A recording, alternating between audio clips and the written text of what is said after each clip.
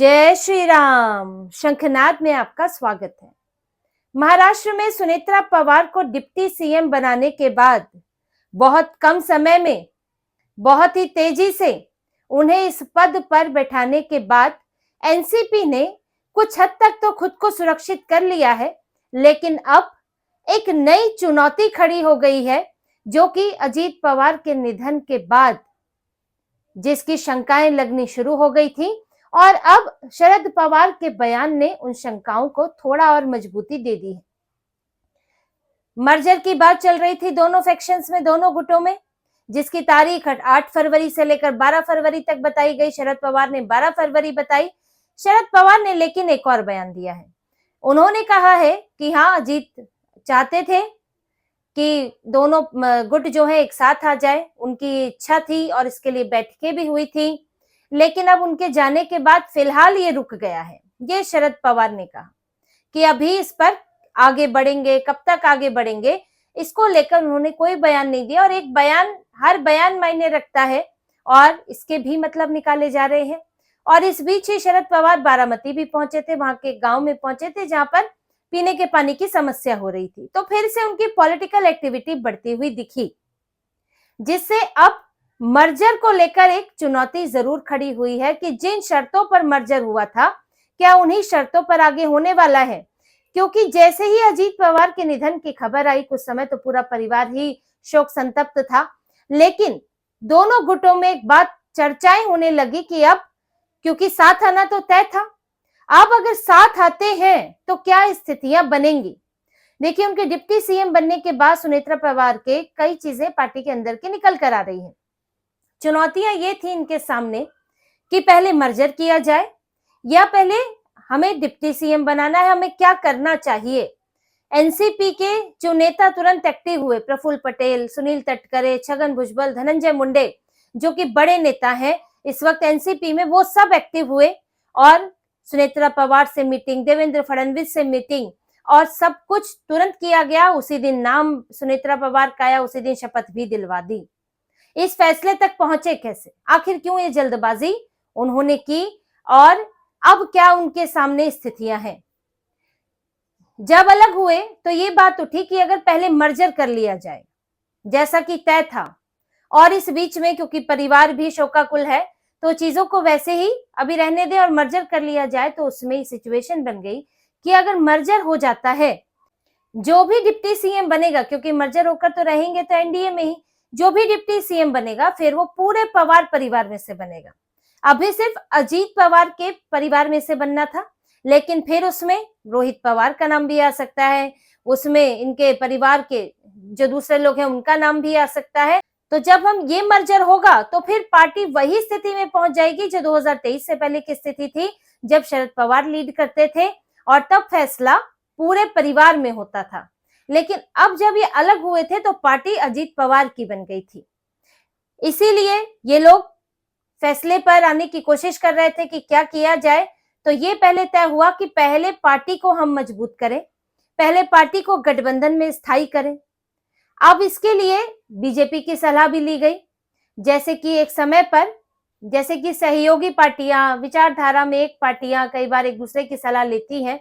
जैसे कि एक बार बीजेपी ने सलाह ली थी बाला साहेब ठाकरे की, जब 2002 के गुजरात दंगे हुए थे, पीएम मोदी उस वक्त सीएम हुआ करते थे, तब उन्हें टारगेट किया जा रहा था, जेल तक भेजने की बात, अमेरिका में बैन कर दिया गया, खूब हंगामा हुआ क्योंकि उस वक्त प्रतिक्रिया थी, जो गोधरा में हिंदू मारे गए थे उसकी प्रतिक्रिया हुई थी और इसके लिए इन्होंने पूरी तरह से पीएम मोदी को जिम्मेदार, सीएम को जिम्मेदार ठहरा दिया था।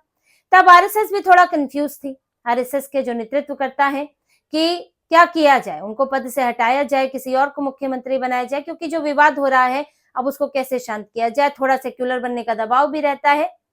तो तब मोहन भागवत ने, आरएसएस प्रमुख जो है, उन्होंने सलाह ली थी बाला साहेब ठाकरे से कि पीएम मोदी को लेकर, उस वक्त सीएम थे, तो क्या किया जाए। तब उन्होंने कहा था बाला साहेब ठाकरे ने कि ये वैसे तो आपके संगठन, आप ये बीजेपी के अंदर का मामला है, पार्टी के अंदर का मामला है, तो मैं इसमें कोई फैसला तो मैं कर नहीं सकता हूं, वो तो आप ही के ऊपर है। लेकिन एक बात ये है कि अगर मोदी गया तो आपके हाथ से गुजरात गया। अगर आज आप मोदी को, नरेंद्र मोदी को सीएम पद से हटा देंगे तो फिर ये जो सेक्युलर या कह सकते हैं कि सांप्रदायिक ताकतें हैं, फिर इनके सामने झुकने की तैयारी हो जाएगी। ये झुकाव जो है, जिसमें कांग्रेस डूबती चली गई एक के बाद एक, फिर बीजेपी भी उसमें उस दलदल में फंस जाएगी। तो मजबूत रहने की जरूरत है। और देखिए उस सलाह जो है, फिर उसके बाद जो फैसला लिया गया बीजेपी आरएसएस सब मिलकर, और आज उसका नतीजा देख रहे हैं कि नरेंद्र मोदी जो है वो पीएम है। तो एनसीपी नेताओं ने भी बीजेपी से सलाह ली, और जो सलाह ली उसके बाद नतीजा ये निकला कि फिर सुनेत्रा पवार को डिप्टी सीएम बनाया गया। इसके पीछे देखिए दो चीजें इससे सध गई। ये फैसला लेने से जो बात सामने आ रही है कि क्यों लिया गया, उसमें दो चीजें इससे सध गई सीधे सीधे। पहला तो ये कि एनसीपी को अपना एक नेतृत्व मिल गया, जो कि बात हो रही थी कि अब तो कोई अजीत पवार परिवार से नहीं है, अजीत पवार के जाने के बाद जो अगर मर्जर होगा तो पवार फैमिली पूरी मिक्स होगी, और उसमें से अगर कोई डिप्टी सीएम बनेगा तो फिर वो पूरे पवार फैमिली से लिया जाएगा। रोहित पवार भी हो सकते हैं, कोई और भी हो सकता है, तब शरद पवार के नेतृत्व में हो जाएगा, और फिर पूरा उसमें से देखा जाएगा। और जो ये बड़े बड़े नेता हैं, प्रफुल्ल पटेल, छगन भुजबल, सुनील तटकरे, ये सब नेता कहीं साइडलाइन हो जाएंगे। इसीलिए सुनेत्रा पवार को डिप्टी सीएम बना दिया। आप प्रदेश अध्यक्ष भी बना सकते थे, लेकिन देखिए प्रदेश अध्यक्ष के पद की बात है, क्योंकि नेतृत्व दो तरह से है, एक सरकार में नेतृत्व और एक पार्टी में नेतृत्व। लेकिन प्रदेश अध्यक्ष तो है इनकी पार्टी में राष्ट्रीय अध्यक्ष बनाने का मतलब है कोई एक ऐसा व्यक्ति होना चाहिए जिसे राजनीति का बहुत गहरा अनुभव हो। ये संगठन संभालना पूरा पड़ता है, स्वीकृति भी उस तरह की चाहिए होती है। तो आगे बनाएंगे तो सही राष्ट्रीय अध्यक्ष, लेकिन अब सुनेत्रा पवार को बनाए या कुछ समय के लिए उन्हें बनाए और फिर किसी और को बना दे, क्योंकि इतना आसान नहीं होगा ये पद संभालना। पर फिलहाल इन्होंने डिप्टी सीएम चुना राष्ट्रीय अध्यक्ष की बजाय, क्योंकि वो समय ले सकता है फैसला। डिप्टी सीएम ऐसा पद है जो उसकी सरकार में उतनी भूमिका नहीं होती है, बात होती है कि वो क्या विभाग संभाल रहा है। अब विभागों में वित्त विभाग जो महत्वपूर्ण विभाग है, जो अजीत पवार के पास था, वो ले लिया गया। अब उन्हें जो दिया गया है वो है आबकारी, अल्पसंख्यक विभाग और खेल विभाग। इसमें अल्पसंख्यक नया जोड़ दिया, आबकारी और खेल विभाग पहले भी थे। अब ये विभाग थोड़ा सा इसमें कम प्रशासनिक अनुभव अगर होगा तो वो भी चल जाएगा, बाकी सहयोग उनको मिलेगा, और वो वहां से इस्तीफा तो देंगे ही राज्यसभा से, फिर यहाँ उपचुनाव लड़ेंगी बारामती से। अब इससे जो एक चीज सध गई कि पार्टी का आपका नेतृत्व मिल गया, दूसरा सरकार में कंफर्म हो गया कि आप रहेंगे, क्योंकि आपका डिप्टी सीएम है, आप सरकार का हिस्सा है, मंत्रालय है। तो एक एनसीपी एक अलग पार्टी के तौर पर अब भी बनी रही, कि ऐसा नहीं है हमारा नेता चला गया है तो अब बिखर चुकी है पार्टी और अब हमें नेतृत्व मिलेगा एनसीपी एसपी से। जो बीच में थोड़ी संभावनाएं बन गई थी, एनसीपी एसपी के नेताओं ने जिस फुर्ती से ये बात बाहर निकाली कि मर्जर होने वाला था, तारीख 8 फरवरी थी, और शरद पवार ने भी बताया 12 फरवरी तारीख थी, कुछ फोटोज भी सामने आ गए। तो ये फुर्ती से क्यों निकाला गया? दूसरे दिन, मृत्यु के दूसरे दिन बात बाहर आ गई। उसकी वजह यही थी कि कुछ मौका उन्हें भी दिखने लगा कि अब तक तो अजीत पवार के नेतृत्व में था तो उनकी अथॉरिटी तो आप हिला नहीं सकते थे, लेकिन अब तो उस तरह की अथॉरिटी वाला कोई है ही नहीं वहां। तो अब हमारे लिए वहां पर और बेहतर मौका बनाने का विकल्प है कि अब जो बनेगी पार्टी उसमें वर्चस्व हमारा हो सकता है, उसमें हमारी भूमिका ज्यादा हो सकती है, मजबूत भूमिका हो सकती है।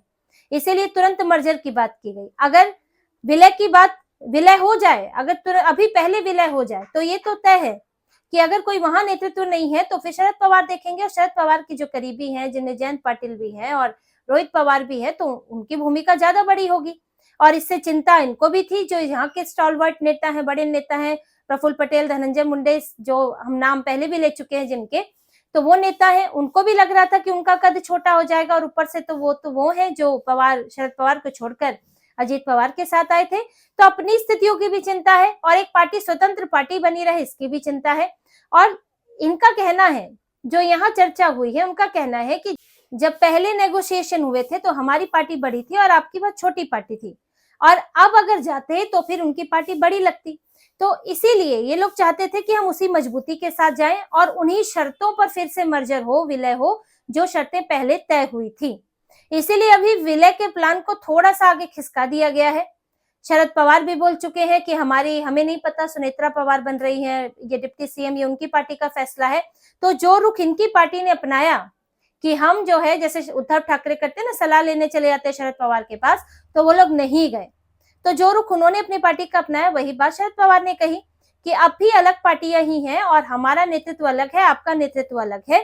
तो जब मर्जर एक होगा तो वो पुरानी शर्तों पे उसी अनुसार होगा कि बड़ी पार्टी यही बन के रहेगी, 41 विधायकों वाली, आपकी 10 विधायकों वाली है, और एनडीए का हिस्सा रहेंगे, ये भी तय हो गया। इसलिए अभी विलय में समय लग सकता है और फिर से हो सकता है कि रीनेगोशिएट हो दोनों के बीच में। और इस वक्त ये एनसीपी भी चाहती है कि हमें थोड़ा समय मिले संभलने के लिए, खुद को मजबूत करने के लिए, भावनात्मक तौर पर भी और संगठन के तौर पर भी। और अभी तो निकाय चुनाव भी है, तो उसके बाद इनके विलय की चर्चा होगी, विलय आगे बढ़ सकता है। लेकिन ये तो तय है कि इन स्थितियों में एनसीपी जो है वो महायुति में रहेगी, बीजेपी के साथ रहेगी, और सुनेत्रा पवार जो है उसको लीड करेंगी। और उसमें जब साथ होंगे तो किसके हाथ में क्या आता है ये तो उस वक्त पता चलेगा। तो इसी तरह की और खबरें और विश्लेषण आपके लिए लाते रहेंगे, हमसे जुड़े रहिए, सब्सक्राइब कीजिए, कमेंट कीजिए। बहुत बहुत धन्यवाद। जय श्री राम।